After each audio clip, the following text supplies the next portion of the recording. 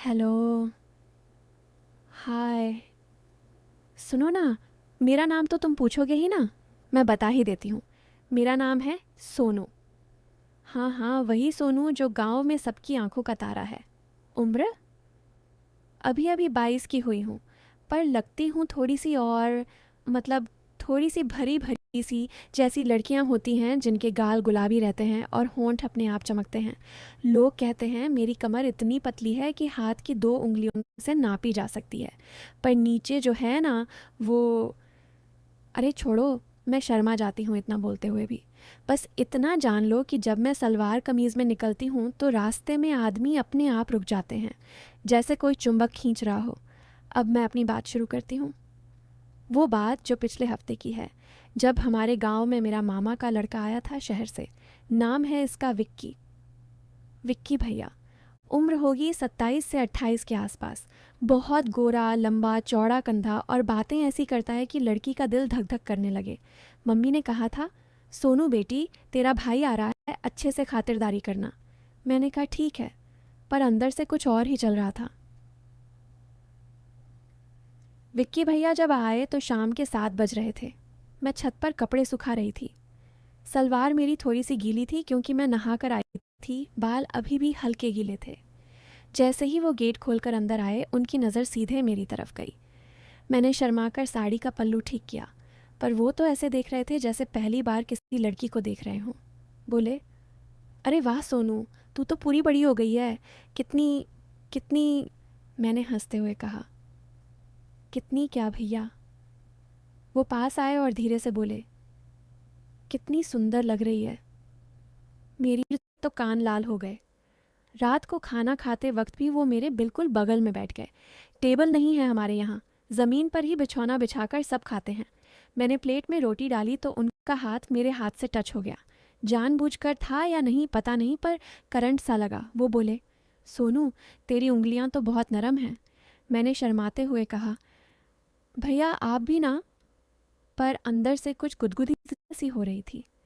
खाना खाने के बाद सब सोने चले गए। हमारे यहाँ 2 कमरे हैं, एक में मम्मी पापा, एक में मैं। विक्की भैया को मेरे कमरे में ही बिस्तर लगा दिया गया क्योंकि दूसरा कमरा भरा पड़ा था। मैंने कहा, भैया आप सो जाओ, मैं छत पर सो लूँगी।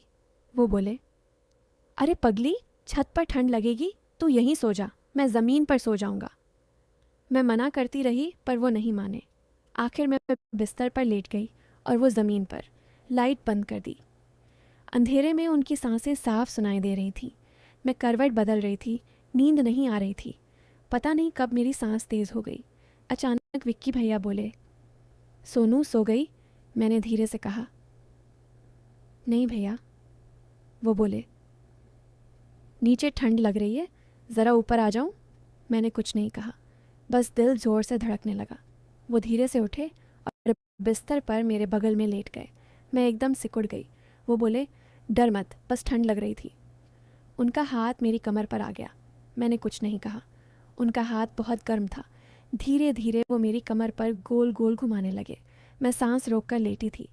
फिर वो मेरे कान के पास आए और फुसफुसाए, सोनू, तेरी कमर कितनी पतली है, सच में 2 उंगलियों से नापी जा सकती है। मैंने हल्के से हंसते हुए कहा, भैया शर्म आती है। वो बोले, शर्माओ मत, मैं तो तेरा भाई हूँ ना। भाई को तो सब दिखाना पड़ता है। का हाथ थोड़ा नीचे सरकने लगा। मैंने उनका हाथ पकड़ लिया और बोली, भैया बस, बहुत गुदगुदी हो रही है। वो हंसे और बोले, अच्छा सो जा फिर। पर नींद कहाँ आ रही थी। रात भर मैं जगी रही, और वो भी। कभी उनका पैर मेरे पैर से टच होता, कभी उनका हाथ मेरे कंधे पर। सुबह होने तक हम दोनों ऐसे ही पड़े रहे, ना कुछ बोले ना कुछ किया, बस वो गर्माहट महसूस होती रही। सुबह उठी तो मम्मी चाय बना रही थी। विक्की भैया बाहर बैठे थे। मैं जब चाय लेकर गई तो वो ऐसे देख रहे थे जैसे रात कुछ हुआ ही ना हो। मैंने भी मुस्कुराकर चाय दी और चली गई। पर पूरे दिन वो मेरे पीछे पीछे घूमते रहे। कभी किचन में आकर मेरे कान में फुसफुसाते, सोनू रात को मज़ा आया ना। मैं शर्मा कर चली जाती। तीसरे दिन गांव में मेला लगा था। मम्मी ने कहा, सोनू, विक्की को घुमा ला। मैं तैयार हुई।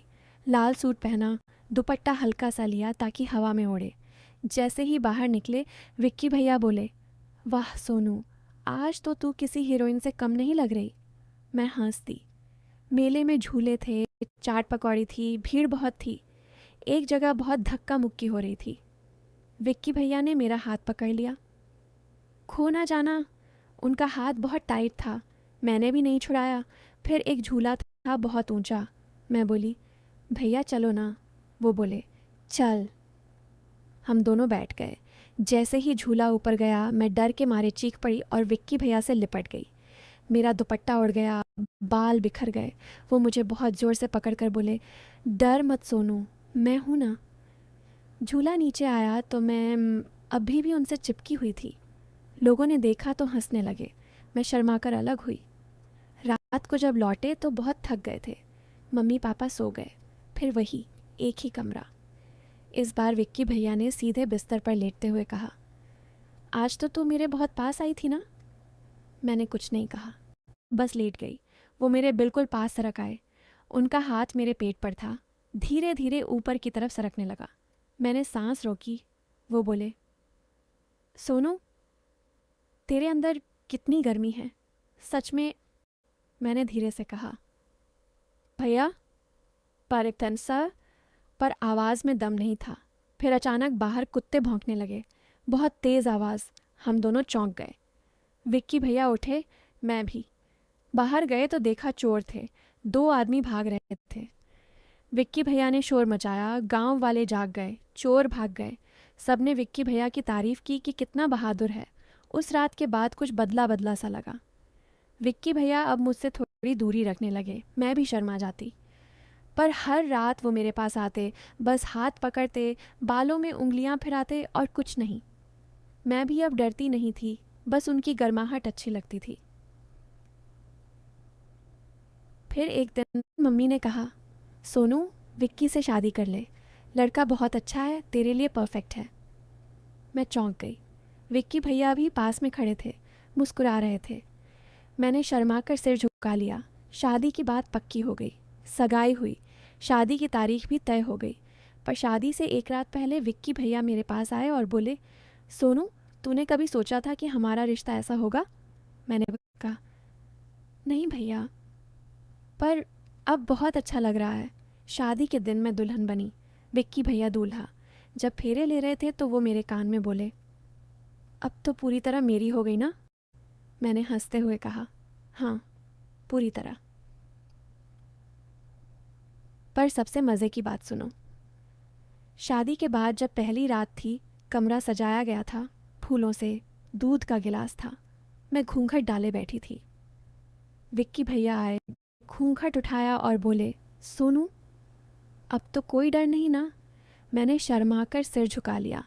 वो पास आए, मेरे होंठों के बहुत पास आए और फिर बोले, चल दूध पी ले पहले, ठंडा ना हो जाए। बस। हम दोनों हंस पड़े।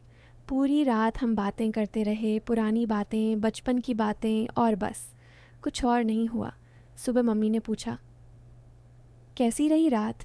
मैंने शर्मा कर कहा, बहुत अच्छी। तो भाई, ये थी मेरी कहानी। जो सोच रहे थे कि कुछ और होगा, उनके लिए भी मज़ा था ना। और जो सोचते हैं प्यार सिर्फ है वो नहीं, उनके लिए भी सही थी ना। अब बताओ, कैसी लगी सोनू की ये देसी, थोड़ी शर्म वाली, थोड़ी प्यार वाली कहानी।